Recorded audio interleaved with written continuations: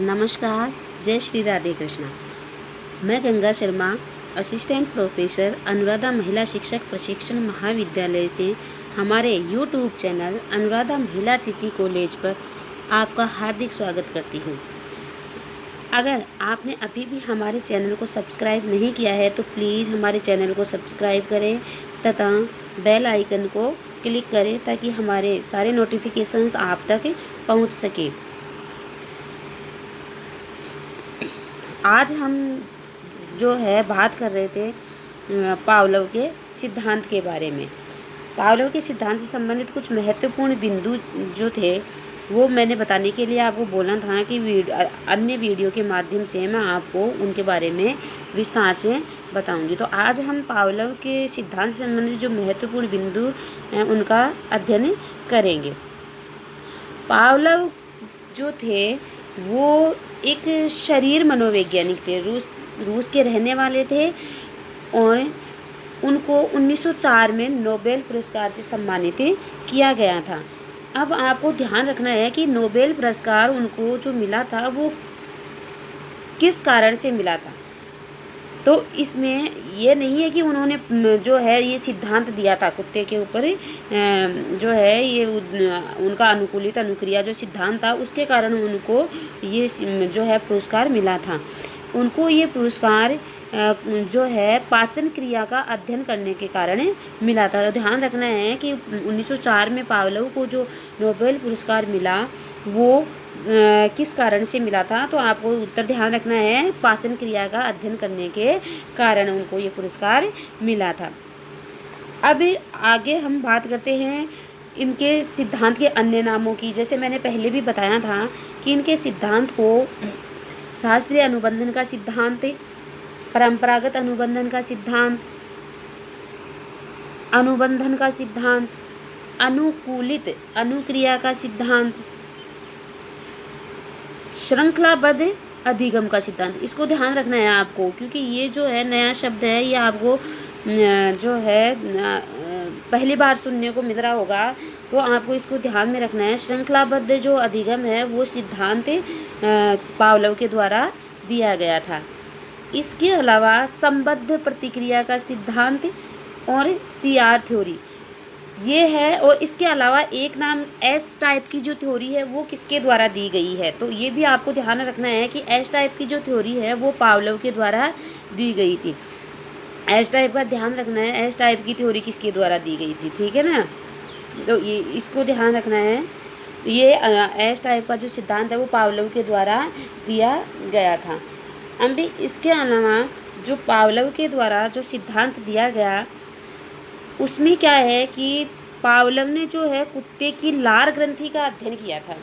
अब इसमें जैसे पावलोव ने उनका जो पालतू कुत्ता था उसकी जो ये लार ग्रंथि है उसने वहाँ का ऑपरेशन किया था, यहाँ से लार ग्रंथि का उन्होंने ऑपरेशन किया था और उसको ऑपरेशन करके इस पाइपलाइन के जरिए उन्होंने क्या है कि इस बीकर से उसकी जो लार ग्रंथि है उसको जोड़ा था। वो ये देखना चाहते थे कि जो कुत्ते के मुंह से जो लार गिरती है वो उसमें भोजन को देखकर वृद्धि होती है या नहीं होती है। तो इस वृद्धि का अध्ययन करने के लिए उन्होंने जो है ये इसका ऑपरेशन किया लार ग्रंथि का और ये पता लगाने की कोशिश की कि भोजन यानी जो स्वाभाविक उद्दीपक है वो प्रस्तुत करने पर कुत्ते के जो लार ग्रंथि है उसमें वृद्धि होती है या नहीं। तो ये इस बीकर में उसकी लार इकट्ठी की जाती थी और फिर जो है उसकी वृद्धि के बारे में पावलोव द्वारा पता लगाया जाता था। तो अब जो पावलोव का जो सिद्धांत है उसमें कुछ बातें हैं जिनको आपको ध्यान में रखनी है। जैसे उनका जो सिद्धांत है उसमें कुछ ऐसे शब्द हैं वो आपको ध्यान में रखने हैं। जैसे स्वाभाविक उद्दीपक है उसको क्या कहा जाता है, स्वाभाविक उद्दीपक को क्या कहा जाता है, तो यूसीएस यानी अनकंडीशनल स्टिमुलस। और जब ये ध्यान रखना है कि जब स्वाभाविक जो उद्दीपक है तो उसके प्रति क्रिया होगी वो भी स्वाभाविक ही होगी। स्वाभाविक के प्रति कभी भी अस्वाभाविक जो है अनुक्रिया नहीं होगी। तो स्वाभाविक उद्दीपक के प्रति प्रतिक्रिया कैसी होगी? स्वाभाविक। इस बात को ध्यान में रखना है। तो क्वेश्चन भी एक बनता है कि कृत्रिम उद्दीपक के प्रति जो है कुत्ते की जो प्रतिक्रिया है वो कैसी होगी? तो कभी भी स्वाभाविक उद्दीपक के प्रति अस्वाभाविक प्रतिक्रिया नहीं होती है। स्वाभाविक के प्रति स्वाभाविक और अस्वाभाविक के प्रति अस्वाभाविक ही प्रतिक्रिया होती है। तो इस बात को आपको ध्यान में रखना है। तो इसमें क्या है, भोजन जो है वो है यूसीएस। भोजन क्या है? यूसीएस। और उसके प्रति यूसीएस के प्रति प्रतिक्रिया क्या हो रही है? यूसीआर। ठीक है। फिर पावलोव का जो सिद्धांत था वो 3 चरणों में कंप्लीट होता है। इस बात को आपको ध्यान में रखना है कि 3 चरण पावलोव ने बताए हैं सिद्धांत के। इसमें जो प्रथम चरण है उसमें यूसीएस यानी स्वाभाविक उद्दीपक जो है पावलोव ने लिया है। और यूसीएस जो भोजन लिया है वो ध्यान रखना है कि उन्होंने क्या लिया था, एक जो है मांस का जो पाउडर है वो भोजन के रूप में लिया था। यह आपको ध्यान रखना है क्योंकि ये बहुत ही इम्पोर्टेंट क्वेश्चन है, पहले आया हुआ भी है। तो ध्यान रखना है कि भोजन के रूप में पावलोव ने किसका प्रयोग किया था? तो मांस के पाउडर का प्रयोग उन्होंने किया था। तो यूसीएस है यानी स्वाभाविक उद्दीपक। भोजन यहाँ पे स्वाभाविक उद्दीपक है तो उसके प्रतिक्रिया कैसी होगी? स्वाभाविक प्रतिक्रिया होगी उसके प्रति। तो लार का गिरना क्या है? स्वाभाविक प्रतिक्रिया। यह आपको ध्यान में रखना है। तो जो प्रथम चरण है उसमें कुछ शब्द है तो उनको आपको ध्यान में रखना है। जैसे स्वाभाविक उद्दीपक है उसको हम अनानुबंधित उद्दीपक भी कह सकते हैं, अनानुकूलित उद्दीपक भी कह सकते हैं और अनकंडीशनल स्टिमुलस भी हमें कह सकते हैं। तो इसके प्रति कुत्ते की जो प्रतिक्रिया है वो कैसी होगी? स्वाभाविक प्रतिक्रिया, अनानुबंधित प्रतिक्रिया या अनुक्रिया कुछ भी कह लो, और अनानुकूलित अनुक्रिया, और इसको अनकंडीशनल जो है रेस्पॉन्स भी हम कह सकते हैं। ठीक है। तो ये ध्यान में रखना है कि जो फर्स्ट चरण है उसमें स्वाभाविक उद्दीपक, अनानुबंधित उद्दीपक, अनानुकूलित उद्दीपक, अनकंडीशनल स्टिमुलस, इनके प्रति कुत्ते की जो क्रिया होगी, प्रतिक्रिया होगी, अनुक्रिया होगी वो कैसी होगी? स्वाभाविक अनुक्रिया, अनानुबंधित, क्योंकि किसी से बंधी हुई नहीं है, स्वाभाविक के प्रति स्वाभाविक होगी तो बंधी हुई तो हो ही नहीं सकती यहाँ पर। तो अनानुबंधित अनुक्रिया और अनानुकूलित अनुक्रिया, क्योंकि जब किसी से बंध जाती है तब वो अनुकूलित होती है, अभी यहाँ तक अनानुकूलित अनुक्रिया हो रही है, अनकंडीशनल रेस्पॉन्स यहाँ पर हो रही है। और वो अनकंडीशनल रेस्पॉन्स क्या है? लार का गिरना। तो यह आपको ध्यान में रखना है। फिर आगे क्या है? सेकंड चरण। सेकंड जो चरण है उसमें क्या होता है कि जो पावलोव महोदय थे उन्होंने जो अनकंडीशनल स्टिमुलस था यानी भोजन, जो जिसको हम स्वाभाविक उद्दीपक कहते हैं, भोजन था, उसके साथ अस्वाभाविक उद्दीपक, उसके साथ किसको जोड़ा? अस्वाभाविक उद्दीपक को। तो अस्वाभाविक उद्दीपक क्या था यहाँ पर? घंटी। ठीक है। अब यह आपको ध्यान रखने वाली जो बात है यहाँ पर वो है कि जो घंटी है वो भोजन से तुरंत पहले बजाई जाती है। क्वेश्चन भी बनता है कि घंटी जो है स्वाभाविक उद्दीपक है जो है उससे पहले दी जाती है या बाद में दी जाती है। मतलब क्या है कि स्वाभाविक उद्दीपक से पहले घंटी बजाई जाती है या बाद में बजाई जाती है, इस बात का आपको ध्यान में रखना है। तो सेकंड चरण में क्या किया है? अस्वाभाविक उद्दीपक लिया है। अस्वाभाविक उद्दीपक क्या लिया यहाँ पर? घंटी। ठीक है। और अस्वाभाविक उद्दीपक के साथ स्वाभाविक उद्दीपक क्या है? भोजन है ही। तो घंटी प्लस भोजन के साथ भी कुत्ते की जो है अनुक्रिया है वो कैसी हो रही है? यूसीआर यानी लार का गिरना, वही क्रिया हो रही है। ठीक है। तो इसमें क्या आ जाएगा? अस्वाभाविक उद्दीपक होगा, अनुकूलित उद्दीपक होगा। ठीक है। अनुबंधित होगा क्योंकि यहाँ पे घंटी भी साथ में जुड़ गई है तो यहाँ पे अनुबंधित उद्दीपक आ जाएगा। कंडीशनल स्टिमुलस, घंटी कंडीशनल स्टिमुलस है, ठीक है। इसके साथ जो कुत्ते की प्रतिक्रिया हो रही है वो कैसी हो रही है, स्वाभाविक प्रतिक्रिया हो रही है यहाँ पर, ठीक है। स्वाभाविक अनुक्रिया जिसको कहते हैं अपन, वो यहाँ पर हो रही है। तो ये जो है सेकंड चरण आपको ध्यान में रखना है। इसके बाद आ जाता है हमारा जो है थर्ड चरण। थर्ड स्टेप में जो है पावलोव ने क्या किया, ये जो यूसीएस है उसको तो कर दिया कट, और ओनली क्या दिया, सीएस यानी अनुबंधित उद्दीपक, कंडीशनल स्टिमुलस यहाँ पे जो है कुत्ते के सामने प्रस्तुत किया गया। तो उसके प्रति कुत्ते की जो प्रतिक्रिया है वो भी कैसी हो रही है, अनुकूलित अनुक्रिया, यहाँ पे चेंज हो जाएगा अनुकूलित अनुक्रिया में। ये सी एस के प्रतिक्रिया कैसी हो रही है, सी आर, यहाँ पे यू सी आर, दोनों में यू सी आर है, यहाँ पे सी आर है, तो सी एस जहाँ आएगा वहाँ सी आर आएगी, ठीक है। तो ये आपको ध्यान में रखना है। यहाँ पे अनुबंधित हो जाती है, ये अनुबंधित, क्योंकि बंध जाती है, ये अनानुबंधित नहीं रहती है, ठीक है, अनुबंधित। तो जहाँ पे घंटी है ओनली, वहाँ पे जो है प्रतिक्रिया कैसी हो रही है, अनुबंधित प्रतिक्रिया। अब इस तीसरे चरण में जो ध्यान रखने हैं आपको शब्द, वो है कि अस्वाभाविक उद्दीपक है, ठीक है। तीसरे चरण में उद्दीपक कैसा है, अस्वाभाविक। फिर उसके प्रति कुत्ते ने जो है अनुक्रिया की, वो कैसी की, अस्वाभाविक अनुक्रिया। सॉरी, यहाँ पे स्वाभाविक है लिखा हुआ, लेकिन ये स्वाभाविक नहीं है, ठीक है, अस्वाभाविक यहाँ पे आएगा, अस्वाभाविक। तो कुत्ते ने प्रतिक्रिया की, अनुक्रिया की, वो कैसे की, अस्वाभाविक अनुक्रिया और अनुकूलित अनुक्रिया। अनुबंधित, यहाँ पे अनुबंधित में, यहाँ अनानुबंधित था, यहाँ पे क्या हो गया, अनुबंधित, क्योंकि किससे बंध गई है, घंटी की आवाज़ से। कुत्ते की जो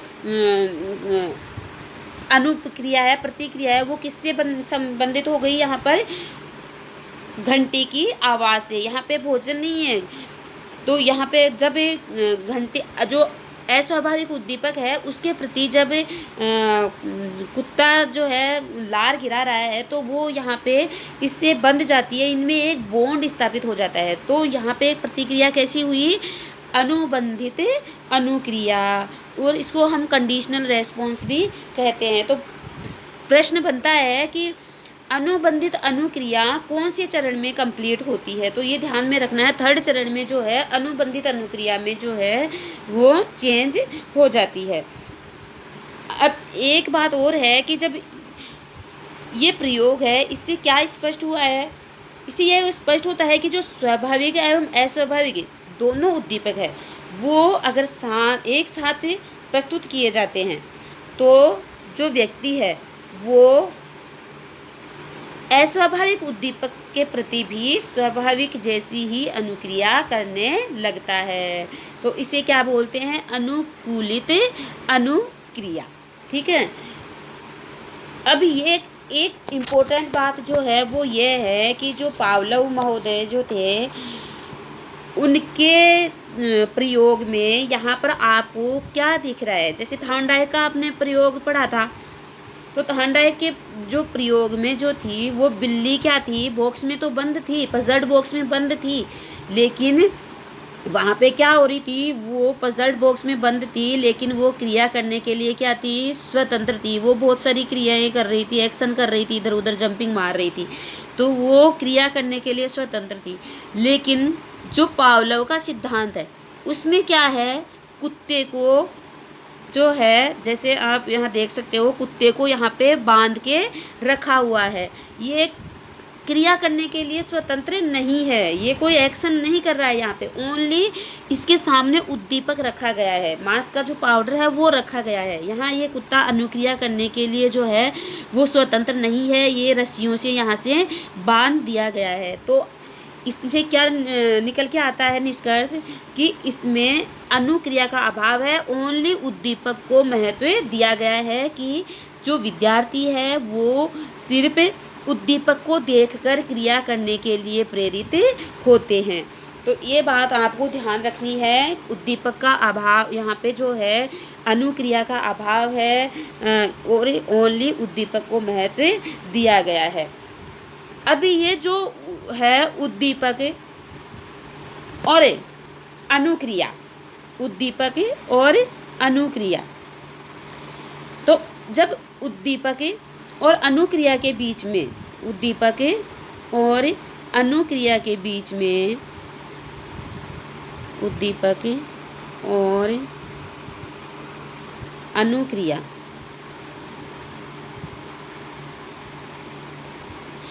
इनके बीच में, यानी उद्दीपक तो क्या हो गया स्टिमुलस और अनुक्रिया क्या होगी रेस्पॉन्स, तो इनके बीच में जब बॉन्ड, एक संबंध स्थापित हो जाता है तो उसको बोलते हैं, क्या बोलते हैं उसको, अनुबंधन। उसको क्या बोलेंगे हम, अनुबंधन।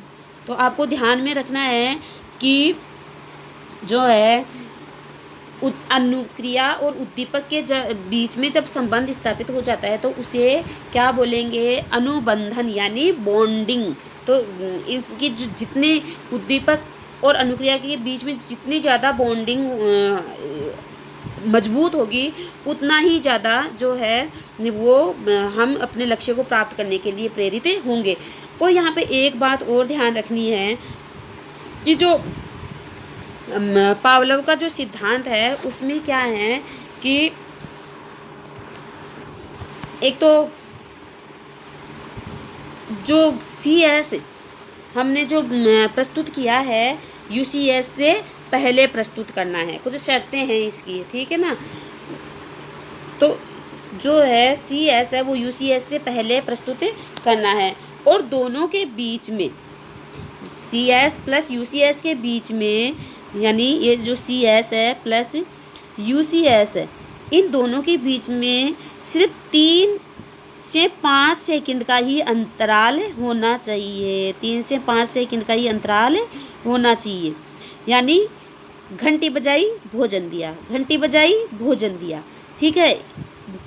इससे ज़्यादा का अगर अंतराल होता है तो जो हम अनुक्रिया कुत्ते से करवाना चाह रहे हैं या हम जो प्रस्तुत करना चाह रहे हैं, जो रिज़ल्ट निकालना चाह रहे हैं, वो रिज़ल्ट नहीं निकलेगा। तो आपको ध्यान में रखना है कि जो घंटी है वो उसके और UCS यानी भोजन के बीच में अंतराल 3 से 5 सेकंड का होना चाहिए। यह आदर्श अंतराल माना गया है, तभी बॉन्डिंग जो है वो मजबूत होगी। अब यहाँ में ये बात स्पष्ट हो गई कि कितना समय का अंतराल होना चाहिए। फिर दूसरी बात यह है कि जो पावलोव है उनको अनुबंधन का जो है जनक कहा जाता है, क्योंकि इन्होंने अस्वाभाविक उद्दीपक से जो है स्वाभाविक उद्दीपक का संबंध स्थापित किया, तो इनको क्या है, अनुबंधन का जनक कहा जाता है। ध्यान में रखना है अनुबंधन का जनक किसको कहा जाता है। तो इस बॉन्डिंग के कारण ही स्वाभाविक उद्दीपक के प्रति स्वाभाविक प्रतिक्रिया करवाने वाली जो बॉन्डिंग है उसके कारण ही इनको अनुबंधन का जो जनक है वो कहा जाता है। अब जो पावलोव का जो सिद्धांत है उसके क्या कुछ शर्तें भी रखी गई है।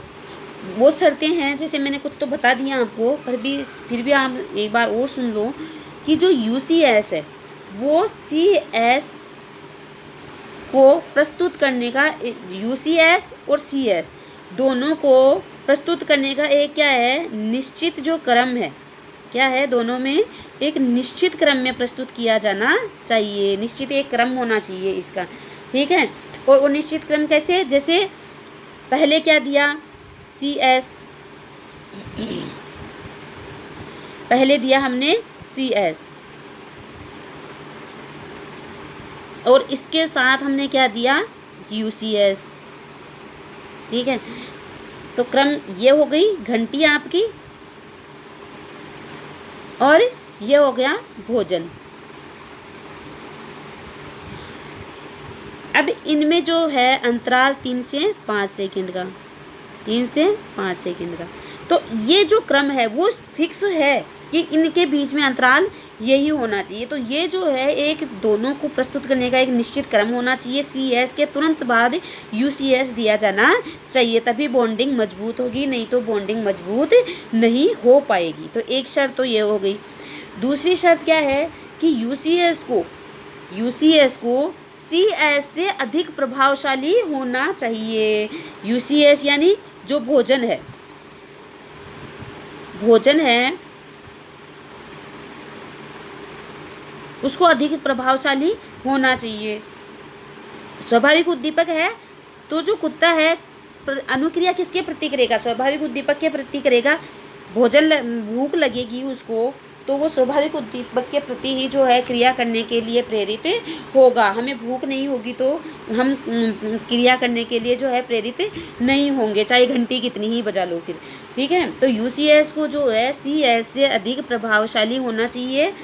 यानी ऐसा नहीं होना चाहिए कि घंटी तो ज़ोर ज़ोर से बजा रहे हैं और भोजन थोड़ा सा दिया जा रहा है। मतलब घंटी घंटी जितनी बजा रहे हो उसकी मात्रा में जो है वो भोजन अधिक होना चाहिए। घंटी ज़ोर ज़ोर से बजाओगे और भोजन दोगे कितना सा? इतना सा, चिन्ना सा। ठीक है, इतना सा भोजन दोगे तो जो है वो कुत्ता जो है वो अनुक्रिया नहीं करेगा। तो भोजन जो है वो ज़्यादा सुदृढ़ होना चाहिए घंटी की आवाज़ के बजाय। फिर जो है नेक्स्ट जो है इसमें यह है कि कोई बाहरी अवरोध जो है, यानी बाहरी अवरोध उपस्थित नहीं होना चाहिए। बाहरी अवरोध जैसे घंटी की आवाज़ बजा रहे हैं और घंटी की आवाज़ के साथ क्या है, कोई ट्रेन गुजर रही है उधर से तो ट्रेन की घंटी की आवाज़ आने लगती है। या फिर कोई बच्चा है जो साइकिल लेके आ गया तो वो साइकिल की जो है घंटी की आवाज़ वो बजाने लग जाता है। तो ये ऐसा नहीं होना चाहिए, कोई बाहरी अवरोध नहीं आना चाहिए घंटी की। ओनली घंटी जिससे हम संबंध स्थापित करवाना चाह रहे हैं ओनली उसी की आवाज़ आनी चाहिए। तो कोई बाहरी अवरोध उपस्थित नहीं होना चाहिए। फिर जो है नेक्स्ट जो है कि अनुबंधन की जो दशाएं हैं वो अनुकूल होनी चाहिए। क्या होनी चाहिए? अनुबंधन की दशाएं अनुकूल होनी चाहिए। अनुबंधन की दशाएं अनुकूल होनी चाहिए। ठीक है, अनुकूल होनी चाहिए। फिर नेक्स्ट जो है ये तो इसकी शर्तें हो गई। अब इसके बाद जो है वो है कि जो पावलोव के द्वारा जो सिद्धांत दिया गया उसमें कुछ निष्कर्ष निकल के आते हैं। तो वो निष्कर्ष क्या निकल के आते हैं कि जो कुत्ता है वो क्या है कि कुत्ता क्या है, एक तो भूखा होना चाहिए तभी वो अनुक्रिया करने के लिए प्रेरित होगा। तो कुत्ते को क्या है, भूखा होना चाहिए। इसीलिए पावलोव ने जो है कुत्ते को भूखा रखा था। और फिर दूसरी बात जो है वो है कि उद्दीपक जो है वो स्ट्रॉन्ग होना चाहिए, वो आपको मैंने बता ही दिया। और जब घंटी बजाई जाए उसके बीच में एक निश्चित क्रम होना चाहिए, ये भी मैंने आपको बता दिया। तो ये इम्पोर्टेंट बातें थी जो आपको ध्यान में रखनी है। अब नेक्स्ट जो है वो है कि अस्वाभाविक उद्दीपक के प्रति स्वाभाविक अनुक्रिया का होना जो है अनुकूलित अनुक्रिया कहलाता है। पहले भी बताया था, दोबारा फिर बता रही हूँ, ध्यान रखना है इस बात को। अब नेक्स्ट ये है कि जो पावलोव का जो सिद्धांत है वो क्या है कि उसमें जो शिक्षा के क्षेत्र में भी ये कुछ प्रभाव डालता है। अब शिक्षा के क्षेत्र में जो है ये क्या प्रभाव डालता है ये मैं अभी इसके बारे में हम देख लेते हैं थोड़ा सा कि शिक्षा के क्षेत्र में पहले तो ये क्या है कि जो है बालकों में जो है संवेगात्मक विकास करने में सहायक है। संवेगात्मक विकास करने में ये जो सिद्धांत है वो सहायक होता है। फिर नेक्स्ट जो है वो है कि इसमें भाषा का विकास जो है छोटे बच्चों को वस्तुओं को दिखाकर किया जा सकता है। मतलब शब्द जो होते हैं ना, भाषा में जो शब्द आते हैं वो शब्द हम बच्चों को आसानी से सिखा सकते हैं। शब्द है जो सिखा सकते हैं बच्चों को, ठीक है। ये दूसरी चीज़ तो ये। फिर नेक्स्ट जो है कि बच्चों में जो है मनोवृत्ति या उनकी जो अभिवृत्ति है उसका विकास आसानी से किया जा सकता है। मनोवृत्तियाँ उनकी चेंज की जा सकती है, उनका जो दृष्टिकोण है उसको चेंज किया जा सकता है। तो मनोवृत्ति का जो है वो विकास इसमें किया जा सकता है। फिर ये भी है कि बच्चों में अगर कोई बुरी आदतें हैं, बच्चों में बुरी आदतें हैं तो उन बुरी आदतों को हटाने में भी ये सिद्धांत जो है वो सहायक सिद्ध होता है। और एक बात ये कि इसके द्वारा जो है एक विषय वस्तु और उद्देश्य के बीच में, विषय वस्तु और उद्देश्य के बीच में है जो है वो संबंध स्थापित किया जा सकता है। विषय वस्तु से बच्चों का जो संबंध है वो दृढ़ किया जा सकता है। विषय वस्तु से, विषय वस्तु के प्रति बच्चों का जो संबंध है उसको दृढ़ किया जा सकता है। फिर इस जो पावलोव जो थे वो पुनर्बलन को भी महत्व देते हैं कि पुनर्बलन क्या है, यहाँ पे भोजन है। तो भोजन जब दिया जाता है कुत्ते को तो उसको जो है पुनर्बलन प्राप्त होता है। तो पावलोव ने पुनर्बलन को भी महत्व दिया है। फिर जो है नेक्स्ट कि इसमें जो है बच्चों को हम अच्छे अक्षर वगैरह लिखना सिखा सकते हैं। उनको जो है सुलेख उनको सिखा सकते हैं। अक्षरों का ज्ञान उनको करवा सकते हैं, अक्षर ज्ञान उनको करवा सकते हैं। तो ये जो है वो शिक्षा के क्षेत्र में इनके महत्व थे। पहले भी मैंने अच्छी तरह एक्सप्लेन कर दिया था वैसे, और एक बार फिर कर दिया है, आपको ध्यान में रखना है। अभी जो है पावलोव का जो सिद्धांत है वो आपको अच्छी तरह समझ में आ गया होगा। आपको जो मोटी मोटी बातें ध्यान में रखनी है वो ये है कि ये जो शब्दावली है उसको ध्यान में रखना है कि कहाँ पे जो है CS के साथ क्या होगा, UCS के साथ कैसी प्रतिक्रिया होगी और CS + UCS के साथ कैसी प्रतिक्रिया होगी। ये जो बातें हैं वो आपको ध्यान में रखनी है। अभी जो है आगे जो बात आती है वो है कि इनके जो सिद्धांत से संबंधित जो महत्वपूर्ण प्रश्न है वो मैंने बनाए हैं आपके लिए कुछ। तो उन महत्वपूर्ण प्रश्नों को हम एक बार देख लेते हैं। एग्ज़ाम की दृष्टि से बहुत ही महत्वपूर्ण प्रश्न है, पिछले एग्ज़ामों में भी है, एग्ज़ाम्स में भी है आए हुए हैं। तो आपको इनका अपने बार अध्ययन कर लेते हैं। जैसे पहला जो प्रश्न है वो है कि पावलोव का जो सिद्धांत है, पावलोव के संबंध अनुक्रिया सिद्धांत को स्पष्ट करने का कौन सा रूप सही है। तो मैंने आपको तीनों चरण अच्छी तरह समझाए हैं कि और तीनों चरणों को आपको ध्यान में रखना है। तो आप आसानी से बता सकते हो कि जो सही क्रम है वो कौन सा है, सही तरीका है जो वो कौन सा है। तो जैसे UCS जब होगा तो क्या होगी, UCR, क्योंकि स्वाभाविक उद्दीपक है उसके प्रति प्रतिक्रिया कैसी होगी, स्वाभाविक प्रतिक्रिया उसके प्रति होगी। फिर है CS + UCS। तो UCS से पहले हमने घंटी बजाई थी 3 से 5 सेकंड पहले, ठीक है। तो CS + UCS हो गया और इसके प्रति अनुक्रिया कैसी हो रही है, UCR। और फिर लास्ट का जो चरण था उसमें ओनली CS दिया जाता है, यानी घंटी बजाई जाती है और जो प्रतिक्रिया है वो कैसी हो रही है, CR, यानी स्वाभाविक जो है वो अस्वाभाविक जो है वो प्रतिक्रिया हो रही है। तो आपको ध्यान में रखना है, मैंने पहले भी बताया था कि अगर उद्दीपक कृत्रिम है तो प्रतिक्रिया भी कैसी होगी, कृत्रिम। अगर उद्दीपक स्वाभाविक है तो प्रतिक्रिया भी कैसी होगी, स्वाभाविक प्रतिक्रिया। यह आपको ध्यान में रखना है।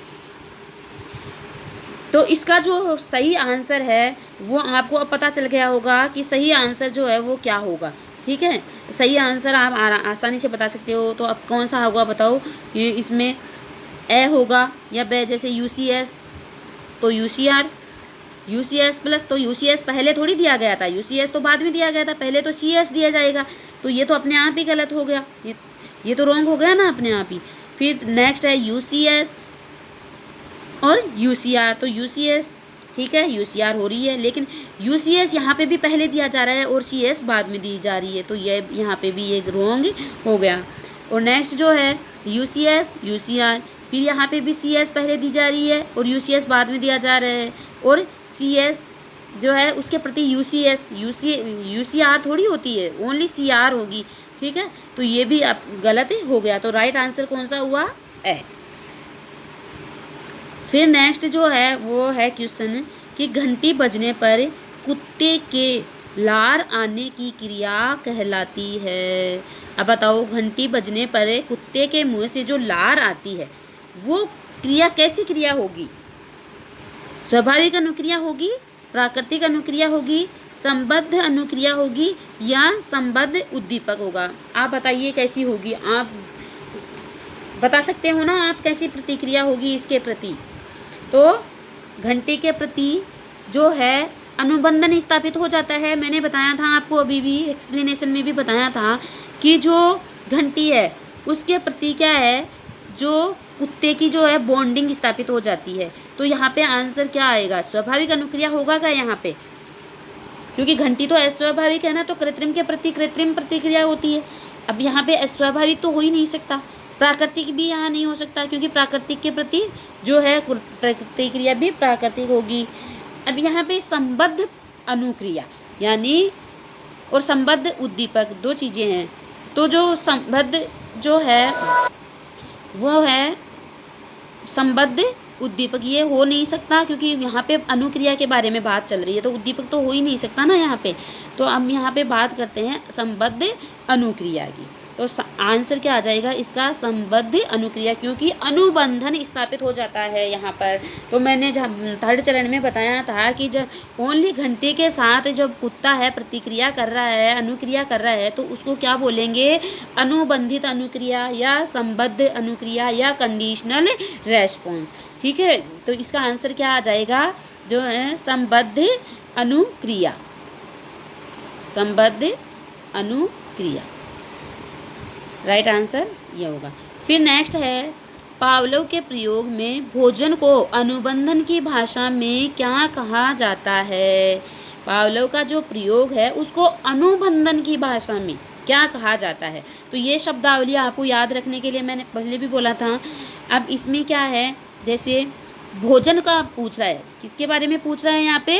भोजन के बारे में, ध्यान रखना है किसके बारे में पूछ रहा है? भोजन, घंटी नहीं है यहाँ पे, भोजन है। तो भोजन को अनुबंधन की भाषा में क्या कहा जाएगा? अनुबंधित उद्दीपक, अनुबंधित अनुक्रिया, अनुबंधित अनानुबंधित उद्दीपक या अनानुबंधित अनुक्रिया।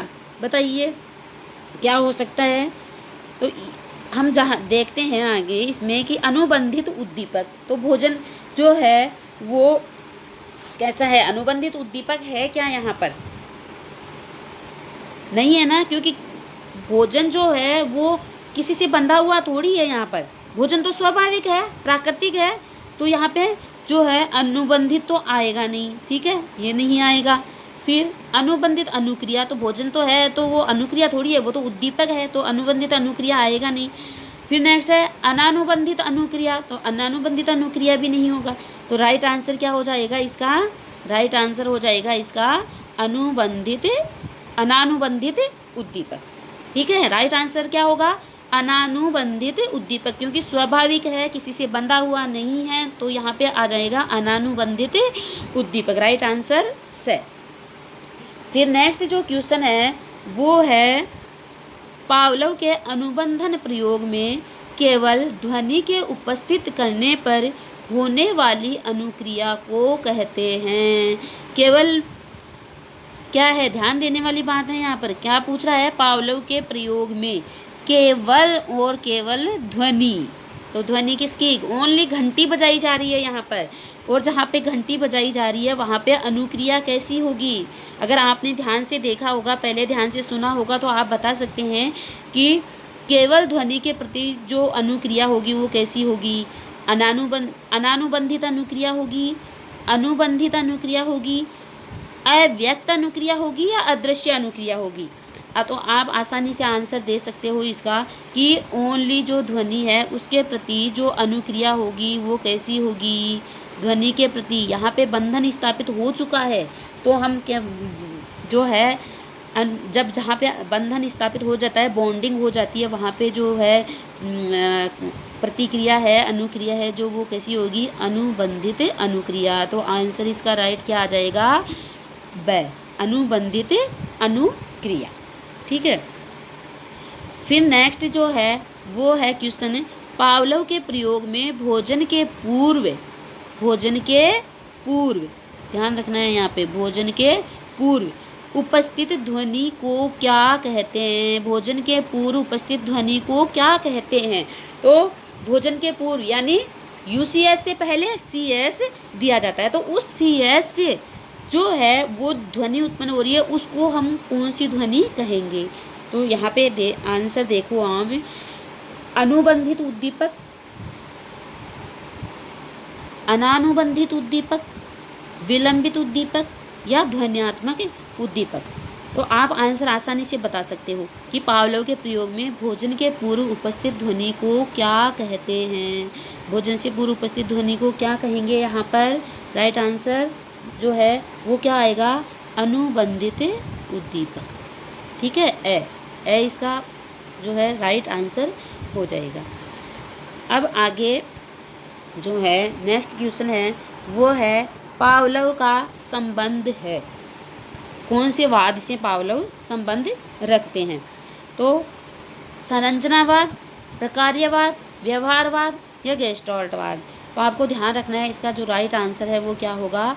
पावलोव जो है वो एक व्यवहारवादी मनोवैज्ञानिक थे, क्योंकि इन्होंने जो है प्रैक्टिकल पे ज़्यादा जोर दिया था बुद्धि के बजाय। तो यहाँ पे जो है वो आ जाएगा व्यवहारवादी मनोवैज्ञानिक। फिर नेक्स्ट जो है वो है पावलोव के शास्त्रीय अनुबंधन में। ये बहुत ही इम्पोर्टेंट क्वेश्चन है और पहले कई बार आ चुका है एग्ज़ाम में, आपको ध्यान देना है। पहले भोजन, इसके बाद घंटी उत्पन्न की गई। क्या है पहला जो है ऑप्शन इसमें? पहले भोजन और इसके बाद जो है वो ध्वनि उत्पन्न की गई। तो क्या पावलोव के जो मैंने अभी 3 चरण बताए उसमें पहले भोजन दिया गया था क्या, या फिर ध्वनि की आवाज़ उत्पन्न की गई थी? तो ये तो आंसर, ये तो गलत हो जाएगा ना कि पहले भोजन नहीं दिया गया था, पहले जो है क्या दिया गया था? घंटी की आवाज़, और वो भी 3 से 5 सेकंड के अंतराल पहले। ठीक है। फिर नेक्स्ट जो है वो पहले ध्वनि तत्पश्चात भोजन प्रस्तुत किया गया। फिर नेक्स्ट है भोजन व ध्वनि साथ साथ प्रस्तुत किया गया। तो भोजन को और ध्वनि को साथ साथ प्रस्तुत किया गया था क्या? नहीं किया गया था ना, क्योंकि 3 से 5 सेकंड का जहाँ अंतराल रखा गया तो वो जो है ये ऑप्शन है वो अपने आप ही गलत हो जाता है यहाँ पर। फिर नेक्स्ट है सिर्फ भोजन प्रस्तुत किया गया। तो क्या ओनली भोजन प्रस्तुत किया गया था? क्योंकि जो सिद्धांत वो है अनुबंधित, तो भोजन के अनुबंधित अनुक्रिया का सिद्धांत, अनुकूलित अनुक्रिया का सिद्धांत। तो भोजन तो स्वाभाविक अनुक्रिया है, और अनुकूलित अनुक्रिया कहाँ होती है? जहाँ पे किसी कृत्रिम जो उद्दीपक है उसके प्रति हम कोई प्रतिक्रिया करते हैं, अनुक्रिया करते हैं, तो वहाँ पे क्या हो जाता है? वो अनुकूलित अनुक्रिया का सिद्धांत कहलाता है। तो ये तो तीनों ऑप्शन हो गए रॉन्ग। अब यहाँ पे पहले क्या है जो है ध्वनि बजाई गई, यानी पहले घंटी बजाई गई और तत्पश्चात उसको भोजन दिया गया। तो राइट आंसर इसमें क्या, राइट आंसर जो है वो उसमें क्या हो जाएगा? पहले ध्वनि और तत्पश्चात भोजन प्रस्तुत किया गया। फिर नेक्स्ट जो है वो है क्वेश्चन, निम्नलिखित में से किस मनोवैज्ञानिक को नोबेल पुरस्कार से सम्मानित किया गया? तो स्टार्टिंग में ही मैंने बताया था कि जो पावलोव महोदय हैं उनको 1904 में जो है पाचन क्रिया का अध्ययन करने के लिए नोबेल पुरस्कार दिया गया था। स्टार्टिंग में ही बता दिया था, अगर आपने ध्यान से देखा होगा तो 1904 में पाचन क्रिया का अध्ययन करने के कारण उनको नोबेल पुरस्कार से सम्मानित किया गया था। ठीक है, तो ये बात आपको ध्यान में रखनी है। तो इसका जो आंसर क्या आ जाएगा, पावलोव महोदय। ठीक है, पावलोव महोदय को जो है वो नोबेल पुरस्कार से जो है सम्मानित किया गया था। पावलोव महोदय को नोबेल पुरस्कार से सम्मानित किया गया था। तो राइट आंसर क्या आ जाएगा, ब। ठीक है, नेक्स्ट क्वेश्चन है, अस्वाभाविक उत्तेजक के प्रति स्वाभाविक उत्तेजक के समान होने वाली प्रतिक्रिया को कहते हैं अस्वाभाविक उद्दीपक। अस्वाभाविक उद्दीपक क्या हो गया यहाँ पर, और स्वाभाविक उत्तेजक। तो अस्वाभाविक क्या हो गया, घंटी, और उसके प्रति प्रतिक्रिया कैसी हो रही है, स्वाभाविक, यानी लार गिर रही है। घंटी को सुन के, घंटी की आवाज़ से ही लार गिर रही है। तो घंटे की आवाज़ से जहाँ लार गिरती है वहाँ पे प्रतिक्रिया जो हो रही है, उस प्रतिक्रिया को कौन सी प्रतिक्रिया कहा जाएगा। तो इसका जो आंसर है वो क्या होगा, देखो आप ध्यान से, कि अस्वाभाविक प्रतिक्रिया या संबद्ध प्रतिक्रिया या अनुकूलित प्रतिक्रिया, दोनों या दोनों में से कोई नहीं। तो आप आंसर बता सकते हो इसका, अनुकूलित अनुक्रिया या संबद्ध प्रतिक्रिया कहा जाता है, क्योंकि संबंध स्थापित हो रहा है, बॉन्डिंग स्थापित हो रही है, अनुबंधन स्थापित यहाँ पर हो रहा है। तो यहाँ पे क्या आ जाएगा इसका राइट आंसर, ब। फिर नेक्स्ट है, स्वादिष्ट वस्तु देखकर मुंह में पानी आने की जो क्रिया है वो क्या कहलाती है। स्वादिष्ट यानी किचन में खाना बना रही है मम्मी, अच्छा सा छोंक लगा दिया, और उसके प्रति हमारी जो प्रतिक्रिया होगी वो कैसी होगी। जैसे मैंने वीडियो में भी बताया था कि भयानक जानवर को हम देख लेते हैं तो उसके प्रति कैसी प्रतिक्रिया करते हैं, हम डर के भाग जाते हैं। या फिर कोई फनी जोक हमें सुनाया जाता है तो उसके प्रति हमारी प्रतिक्रिया क्या होती है, हंसते हैं, स्वाभाविक सी प्रतिक्रिया है। डर के भाग जाना ये भी स्वाभाविक सी प्रतिक्रिया है। तो जो है स्वादिष्ट वस्तु को देख के हमारी प्रतिक्रिया कैसी होगी, मूल प्रवृत्त्यात्मक, संवेगात्मक प्रक्रिया या सहज प्रक्रिया, कौन सी प्रक्रिया होगी।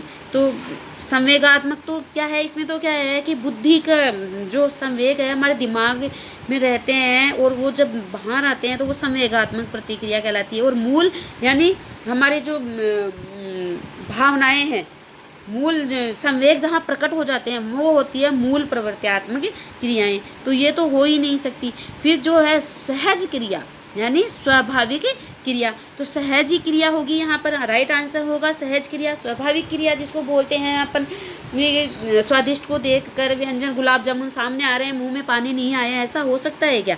तो स्वाभाविक के जो उद्दीपक है उसको देख के हमारे जो है प्रतिक्रिया कैसी होगी, स्वाभाविक प्रतिक्रिया होगी। तो यहाँ पे हमने पावलोव से संबंधित जो महत्वपूर्ण क्वेश्चंस थे उनका अध्ययन किया है, महत्वपूर्ण जो बातें थी इनसे संबंधित उनका अध्ययन हमने आज किया है। अब मैं आशा करती हूँ कि आपको ये जो पावलोव का जो सिद्धांत है वो दोनों वीडियोज़ के माध्यम से अच्छी तरह समझ में आ गया होगा।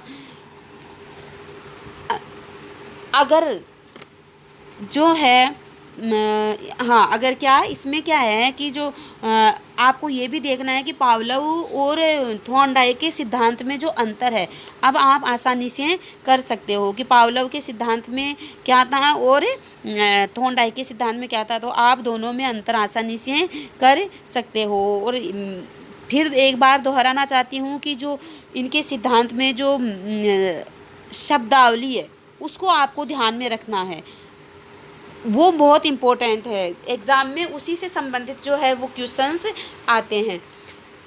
आशा करती हूँ आपको जो है वो ये बहुत अच्छी तरह समझ में आ गया होगा। धन्यवाद दोस्तों, फिर मिलेंगे।